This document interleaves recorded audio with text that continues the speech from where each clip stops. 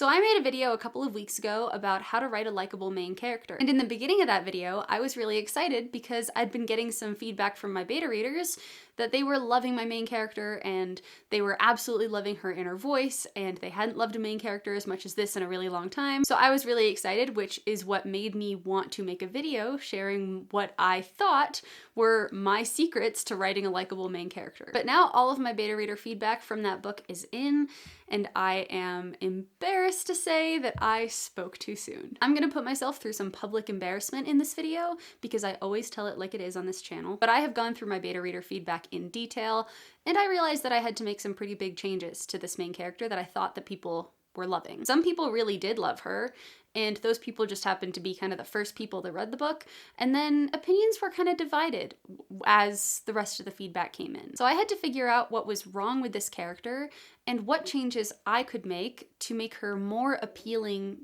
to readers. And I'm excited to say that I have figured out how I'm gonna do that. So I wanted to make a big video outlining exactly how I wrote her, the feedback that I got, how I'm changing her, and why, so you can understand my thought process and apply this to characters that you write if you too have received feedback that your main character is perhaps not as enjoyable as your readers want them to be. Just so you know where I'm coming at this from, I write commercial fiction, I write paranormal thrillers, and my focus is writing commercial stories that are written in a simple way that people can really lose themselves in and just follow along for the immersive story. I'm not writing literary fiction, I'm not writing tragedies. I want stories that go on crazy dramatic rides but always have happy endings that are focused on delivering pleasure to my readers.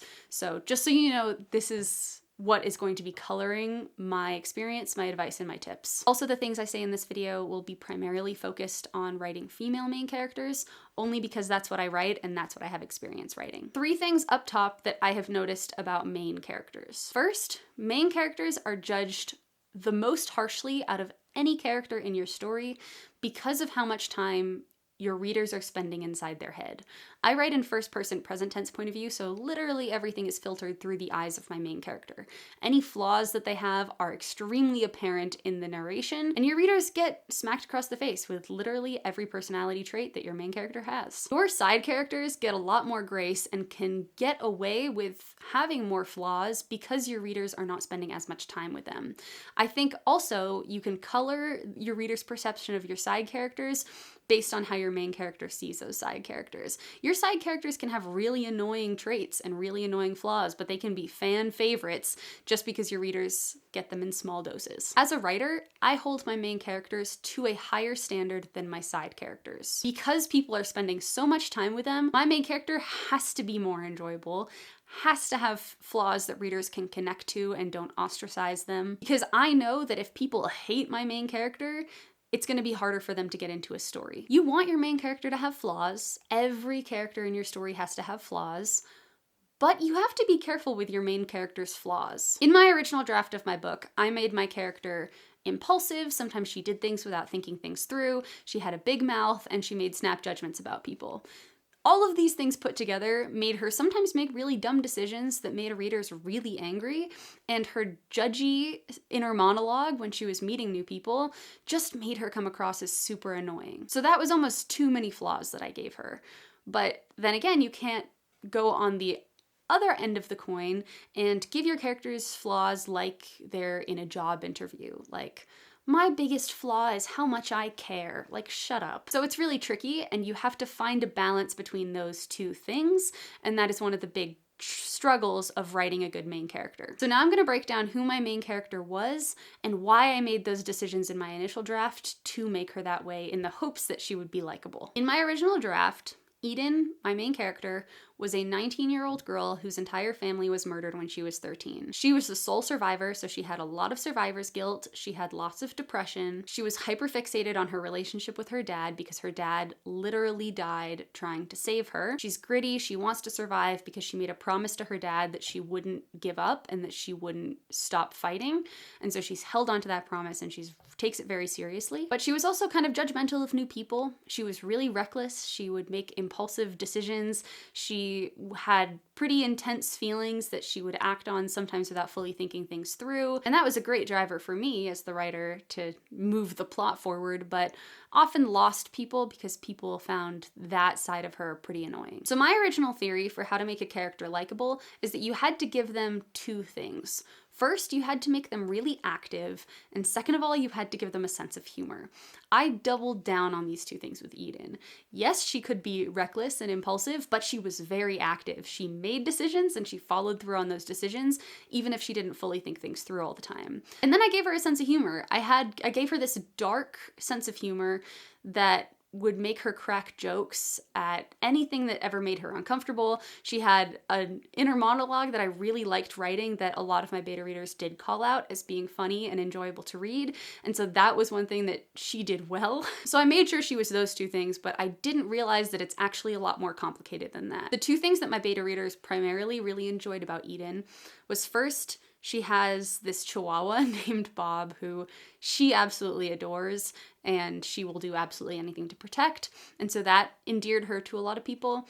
And second, it was her sense of humor. As I said, like, people just enjoyed her inner monologue. They thought that she was entertaining and that she was funny. But the things that they didn't like were her snap judgments of people. She was funny, but sometimes at the expense of other people. I was totally blind to this, but she could be mean. And I saw that once I read people's feedback and went back over the text. I just totally was oblivious to that while I was writing it. People didn't like how defensive she was. Like, she goes into every situation thinking that people are going to try to kill her. And it can make her come off wrong because she can be a jerk to people that are actually trying to help her. She comes across as too boy obsessed. Like, she comes across as way too lustful in inappropriate situations. And the big one was that she came across too much like a pick-me girl. A pick-me girl is a girl who tries to act different or not like other girls to attract men. This is an archetype that can also commonly be known as the cool girl. This is a girl who is not traditionally feminine, but who really seeks a lot of male attention. She will try to appear as easygoing and not needy and not be into the things that other girls are into, like makeup or clothes, because she's cool, and she wants to watch sports because she's not like other girls. I had known what a pick-me girl was. I'm actually very familiar with that trope in books. Like, I've read so many books and so much fan fiction that had very pick-me girls as heroines, and I know that that's not a thing that we want our characters in books to be like anymore, because when a character comes across as pick-me, people are really tired of it because so many girls in so many books, especially in, like, you know, the 2010 to 2016 era, were like pick me girls. But I totally had my blinders onto that because I didn't see that when I was writing Eden. And I think that the problem with writing main characters is so many authors just have main character blinders on while they're writing it. Like, their main character can get away with a lot of stuff and you don't fully know how that character is coming across because, you know, you can make excuses for them in your head. Everything can be kind of justified through their lens, and then it's justified through your lens because you're writing through their lens. A lot of writers wear rose-colored glasses when it comes to their main characters, and so it's very helpful to get external feedback, like the feedback that I got from beta readers calling this out to me, and also calling it out to me on a line-by-line level. It doesn't help that sometimes we as authors can put traits that we have as human beings into our main characters, and we can be blind to those traits because we think that they're sympathetic or whatever. There is currently an oversaturation of the tough, arrogant, snarky main character in fiction, and people are starting to get really bored of that stereotype. I think of it as the Katniss Everdeen effect. Everybody wants their main character to be Katniss Everdeen because she was so nuanced and tough and strong and everyone was rooting for her. But a lot of people try to make their female main characters like Katniss Everdeen, make them tough and strong, but fail to see exactly what it was that made Katniss work, which was her compassion. And also the fact that she was just a kid trying her best while all of the people around her were forcing her to be a particular way. I'm seeing the pendulum swing from these more snarky, tough female main characters to heroines with more softness and emotional maturity. I've been on TikTok, I've been in the comments of these videos reading comments and reading discussions that people are having about female main characters.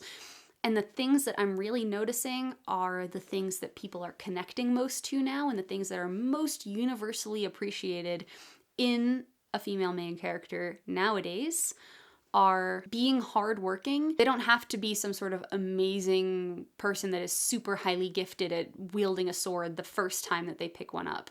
It's actually better if they're not, but that they care and that they are working hard and trying to improve. A character who makes smart choices. This is a huge one. People like intelligent characters who use logic. People don't like reading about a character that is constantly doing things that are just so dumb that they're yelling at them not to do the stupid thing. It is much more interesting when that character is making smart decisions and you root for them more because they're not doing the dumb thing where, you know, there was a scary voice, but they turn around by themselves to go walk into the basement of the haunted house. Giving them something that they care about also softens them. In my character's case, it's her dog, and I knew that. That's the whole like save the cat idea, where, you know, your character saves the cat from the tree and then that makes them more sympathetic. Show your characters having a softer side. Either that's like an animal that brings out a softer side of them, a younger sibling, someone that they're trying to protect, someone that they're doing kind things for. And one thing I'm really noticing is coming back a lot and people are wanting more is softness and vulnerability. Like having a character who is very gentle. Almost like Luna Lovegood. Not the stereotypical tough girl who's ready to fight everyone all the time and it's really snarky and ready to, you know, take everyone down, but someone who is more introspective and more quirky and softer. There is strength in softness, there is strength in vulnerability. Girlhood is cool and people want to read more characters like this because it seems to be the case that, and you know, this is something that was baked into me too. This is why I wrote my character the way that I did, and also why I wrote the main character If They Stay the way that I did. People tend to just default to these tough main character girls because that's what we grew up reading. A lot of the books that at least I grew up reading had these stereotypical kick-ass take names type main characters. And what's interesting is that I actually have two main characters in They Stay. The first one is a little bit more of this tough girl who's like really determined, who wants to fight everyone, who is kind of more of that like strong girl. And the other was very closely inspired by Luna Lovegood. And she's really quirky and she's really kind and she's really considerate and really soft. And people like her so much more than my tough main character girl. I can't believe I got through that entire video without talking about the main thing that I found that people have really started gravitating towards in female main characters, and that is a sense of compassion.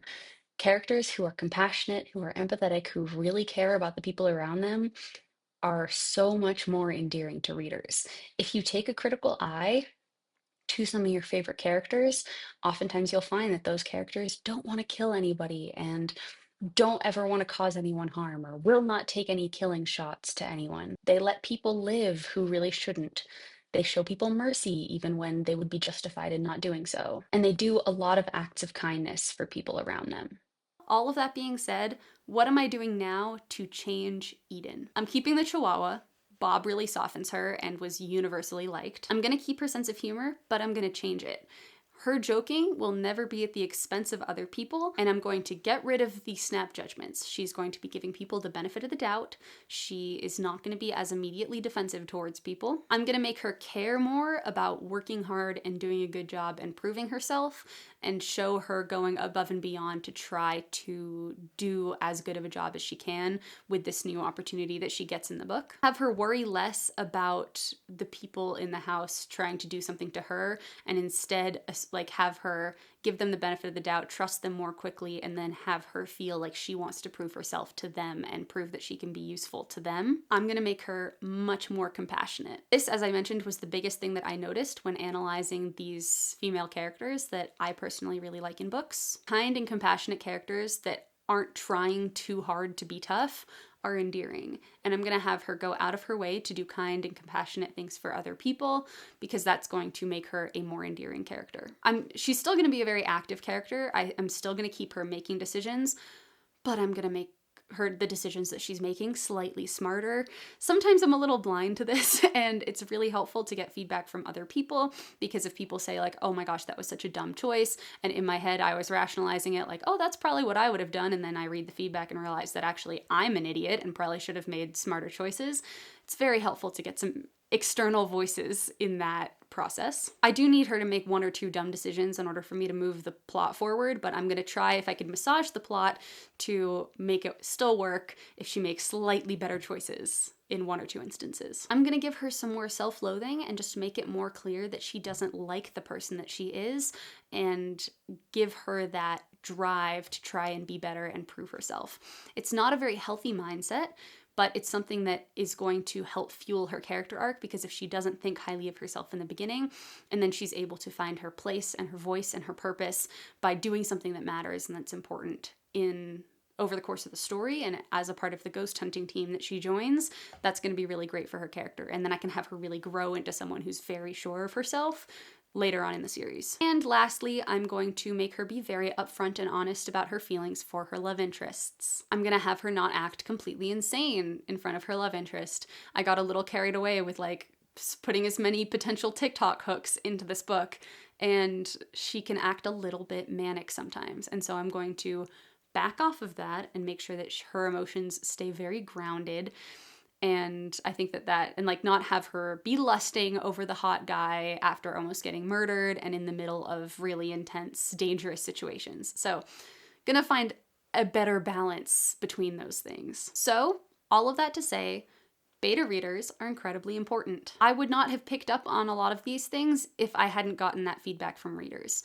And I work really, really hard on my books before I send them to my readers. I only send a book out to beta readers once I feel that I've done everything that I possibly can in my power to make the book as good as I can. Because I don't want to send a book out to beta readers and have them tell me things that I already know, and I'm like, oh, I already know that I have to do that, because that's a waste of their time and it's a waste of my time.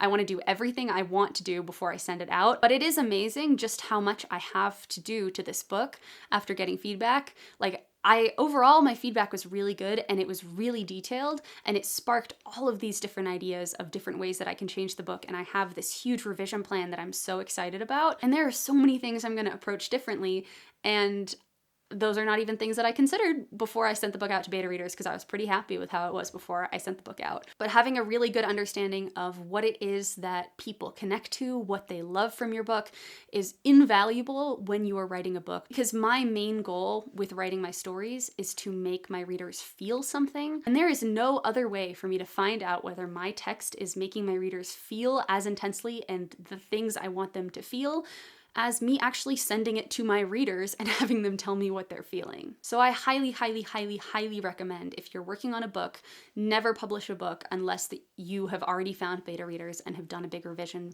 to hone the book based on your reader feedback. And the more people that you can get willing to beta read for you, the better, because the larger your sample size will be. So that's all I have for this video. I hope that it was helpful to you, or at least raise some questions or things for you to think about. If you have a second, I would be super grateful if you could like this video and also subscribe to my channel. My name is Claire Fraze, and I'm an award-winning author who makes videos sharing actionable writing tips that helps me make my own writing better. I am the author of the 5-book paranormal thriller They Stay series, which is here behind me, as well as this new paranormal thriller series about ghost hunters who hunt the ghosts of serial killers, which I will be releasing early next year. When you think about your favorite main characters, is there anything I missed in this video? Are there things that immediately endear you to a main character? If so, I would love it if you would comment below and let me know, because I'm always trying to learn and get better at my understanding of this. And I like approaching things when it comes to writing in a very psychological way. Like, I like to figure out what works for people psychologically and what is endearing to people and what are the things that make people get really into stories. So I would absolutely be so grateful if you could comment below and let me know what your experience has been. But I hope you have a good week, everybody. And as always, happy writing.